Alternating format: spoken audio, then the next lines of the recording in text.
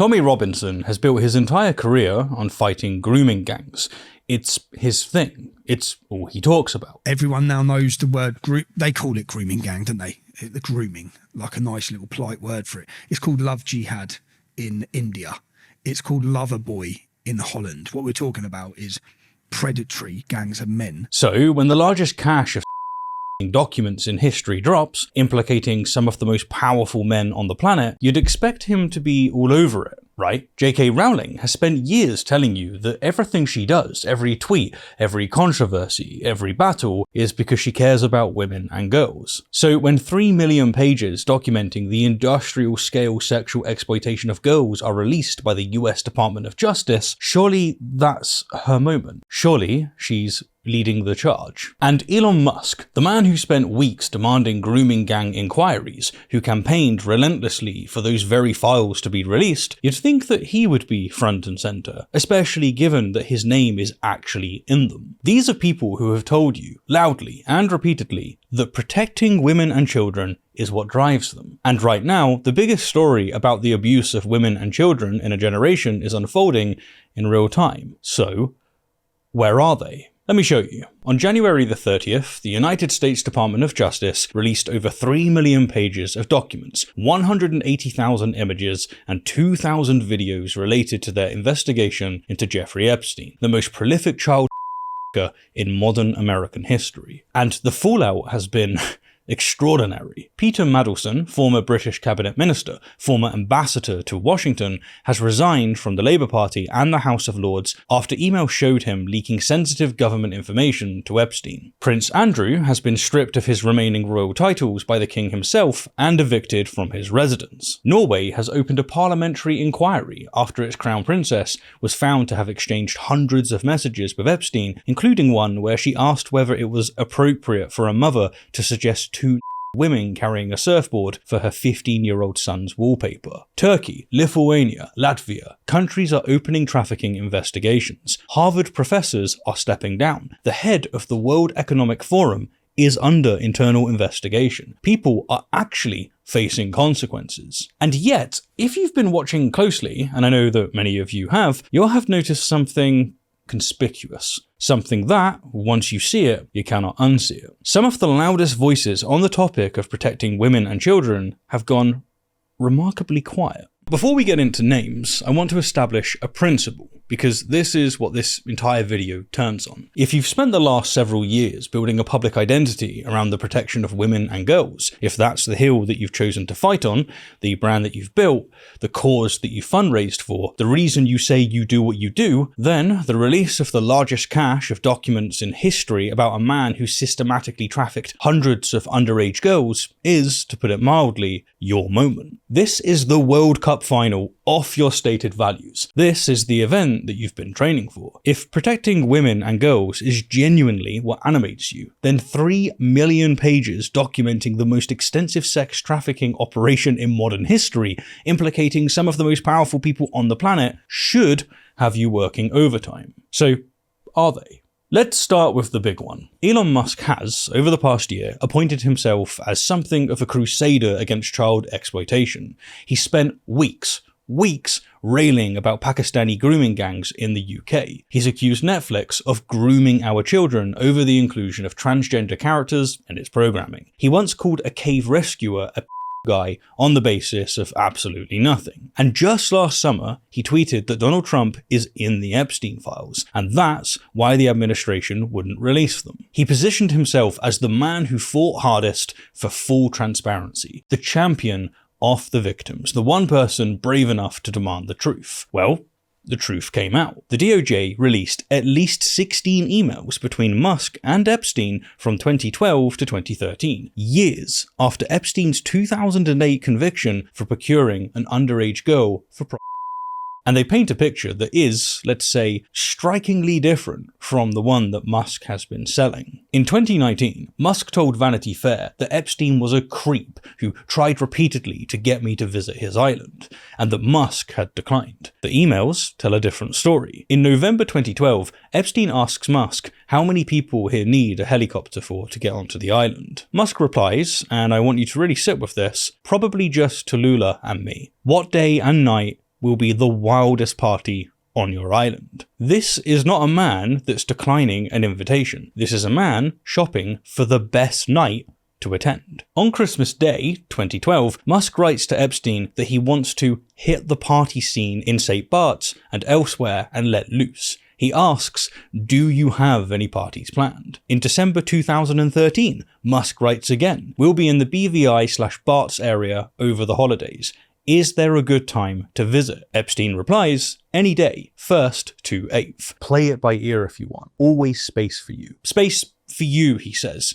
This is not a dynamic of a man rebuffing a creep. This is a standing invitation, and it wasn't Musk who cancelled these plans. It was Epstein, due to his own scheduling conflicts. He also forwarded Epstein's questions to his cousin at Solar City about electrifying Epstein's island, and a separate document references Elon Musk to Island in December 2014. Now, how has Musk responded? He called the emails misinterpreted. He said legacy media lies relentlessly. He claimed no one pushed harder than me to have the Epstein files released. His own daughter publicly contradicted him, saying that she was learning about the emails at the same time as everyone else, and that his denial was, her words, a river in Egypt. So let me get this straight. For weeks, Elon Musk has had the bandwidth to tweet incessantly about grooming gangs in Rochdale and Rotherham. He had the time and the energy to demand inquiries, to call for prosecutions, to position himself as the world's foremost defender of exploited children. But when the files show that he was asking a convicted child sex offender which night would be the wildest parties on his island, the energy just evaporates. It's misinterpreted. It's smears. The grooming gangs are real. The victims in Rochdale and Rotherham are real. But Musk's concern for them, well, that was a performance. Because the moment the abuser is someone he orbits, someone whose island he wanted to visit, the crusade is over. The outrage machine shuts down, and the man who demanded transparency is now explaining away his own emails. Tommy Robinson, real name Stephen Yaxley Lennon, has built his entire public identity on one thing: opposing grooming gangs. It is the foundation of his brand, his fundraising, his martyrdom narrative. He went to prison over it. He live streamed outside courthouses over it. He is, in his own telling, the man who risks everything to protect British children from sexual exploitation. The Epstein files put a rather uncomfortable dent in that story. In the released correspondence between Epstein and Steve Bannon, Trump's former chief strategist, who exchanged thousands of messages with Epstein, Tommy Robinson comes up repeatedly. In August 2018, when Robinson was released from prison on contempt charges, Epstein texted Bannon, "Tommy Robinson, good work." Bannon replied, "Thanks." Let that land. A convicted child sex trafficker is celebrating Tommy Robinson's release from prison. And Bannon, Robinson's ally, the man who publicly called Robinson the backbone of the country, is taking credit. It gets worse. In July 2019, Epstein shared an article with Bannon about Robinson's contempt conviction over live streaming grooming gang defendants. Bannon called Robinson the backbone of England. Epstein responded, "That is why the pound is so low." Bannon replies, "Cheap at any price." Now, there's some ambiguity about whether they were praising or mocking Robinson, but either interpretation is devastating. Either Tommy Robinson is a tool of a convicted political network, useful for the purposes of someone who sexually traffics children, or he's being openly laughed at by one. Pick a position. And what was Robinson's response to all of the files that were just released? He tweeted about Peter Mandelson. He posted the photo of Mandelson in his underpants at Epstein's home. Because Mandelson is Labour. Mandelson is on the other side. That's useful. But what about Musk, the man that he's been praising relentlessly, asking which night would be the wildest party on a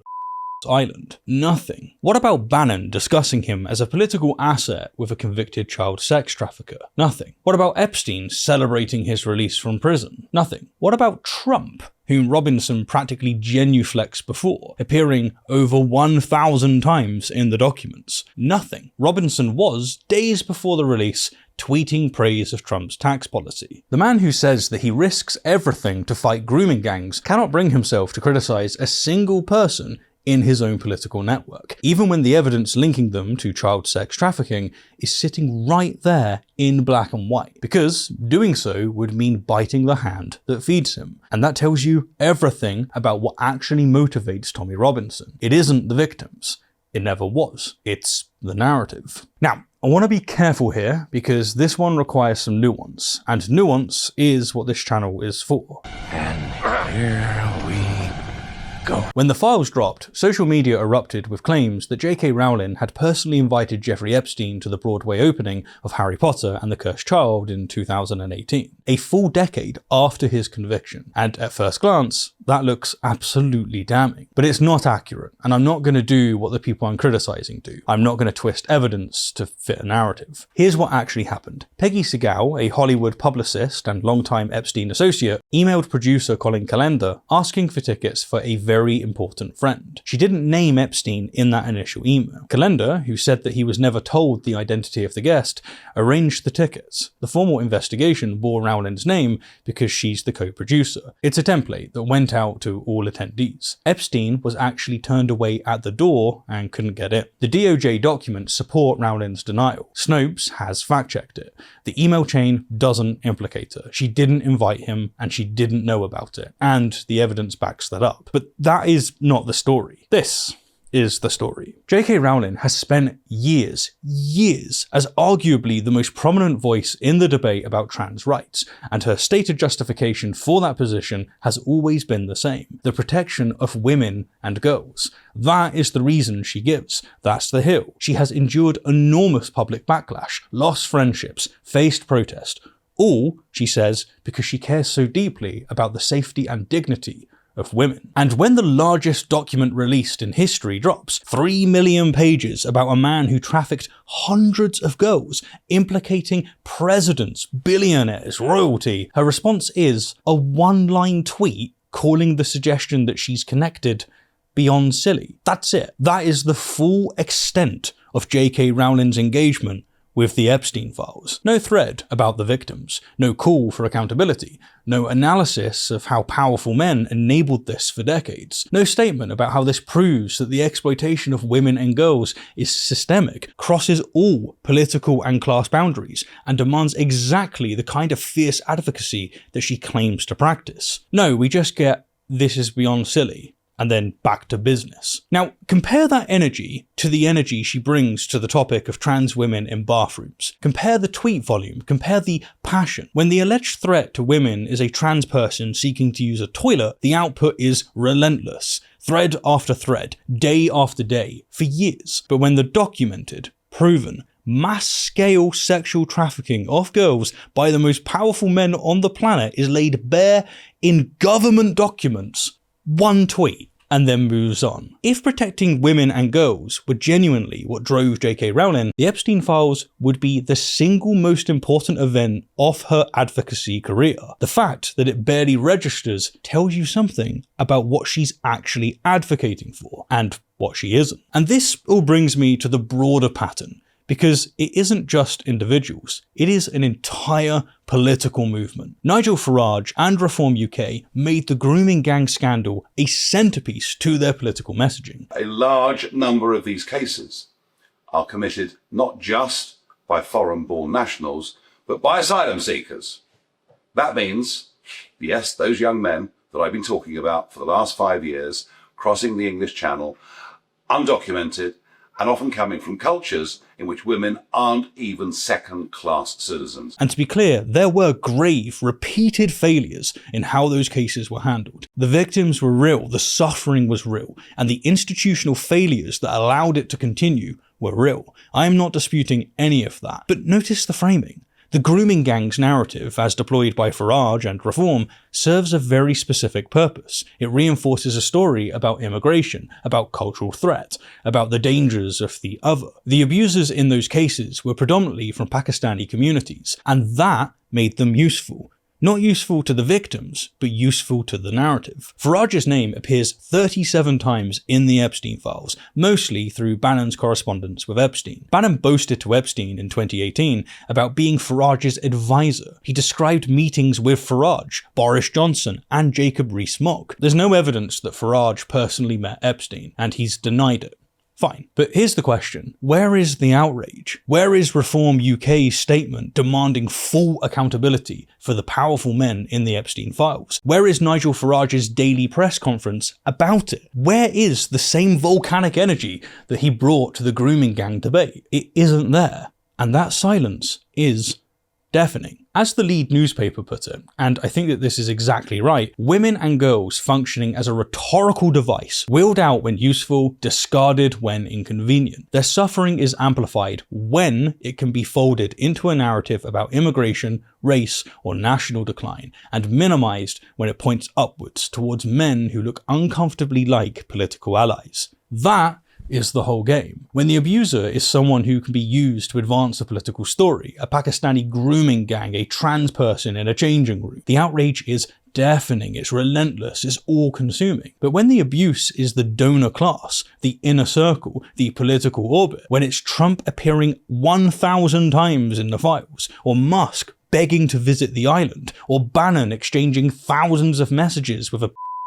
it's not silence exactly, it's selective persecution. Their talk about Peter Mandelson all day long, their post the photo of Prince Andrew, because those targets serve the narrative, but for the ones that don't, those get quietly shelved. And that selective prosecution runs all the way to the top. Donald Trump, the man who campaigned on releasing the Epstein files, appears over 1,000 times in the documents. The New York Times identified more than 5,300 files containing over 38,000 references to Trump, his wife, Mar-a-Lago, and related terms. According to the documents, an FBI compiled list from August 2025 containing 16 assault allegations related to Trump, 13 of which mention him personally. We have an FBI interview with one of Epstein's victims who stated that Ghislaine Maxwell once presented her to Trump at a party. Photos of Trump with women whose faces are redacted. A suggestive note to Epstein, framed by the outline of a naked woman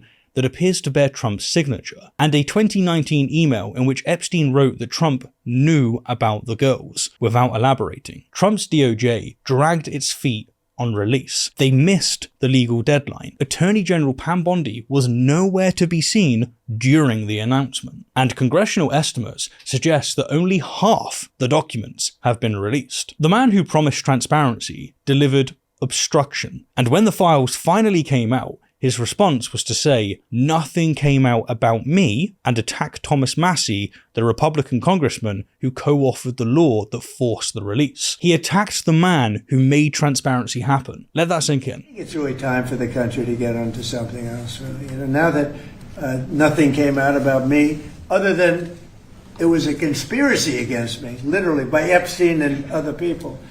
But I think it's time now for the country to maybe get onto something else. Meanwhile, his Commerce Secretary, Howard Lutnick, was in the files arranging to visit Epstein's island in December 2012, sending boat coordinates to link up with Epstein. He later tried to invite Epstein to a Hillary Clinton fundraiser, and now he runs the US trade policy. Brett Ratner, the director of Amazon's $40 million Melania Trump documentary, appeared in photos lying on a sofa with Epstein, both embracing young women. The DOJ released these files literally one day after Ratner appeared on the red carpet for the film. He was previously accused of sexual impropriety by 6 women. Steve Bannon exchanged thousands of messages with Epstein. They mocked Trump behind his back, calling him a stable genius sarcastically, saying brother is out of gas. And yet Bannon remains one of Trump's closest political allies. This is the network. This is the circle. And every single one of the people I've discussed in this video, Musk,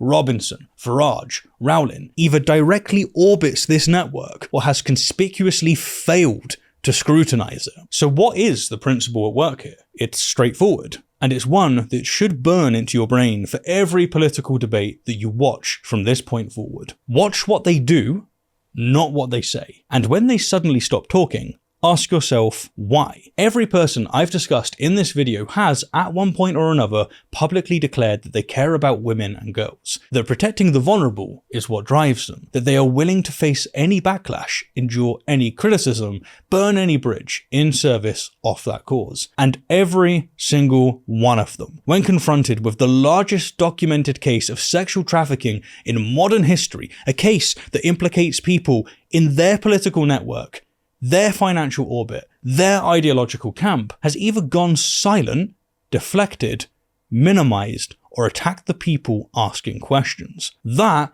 is not what conviction looks like. That is not what values look like. That is what narrative management looks like. If you genuinely care about the exploitation of women and children, you don't get to pick and choose which abusers to be outraged about based on their political utility. You don't get to be apoplectic about grooming gangs when the perpetrators are useful to your immigration argument, and then go mute when the perpetrators are your allies, your donors, your political patrons. That is not advocacy. And the victims, the actual, real, human victims, deserve so much better than being used as props in someone else's cultural war. The Epstein files are 3 million pages long. Countries are opening investigations. People are resigning. This story will take months, maybe years, to fully unravel. And I promise you, the people who are quiet now, that silence will only get louder. So keep watching, keep asking, and above all, keep noticing who isn't talking, and ask yourself,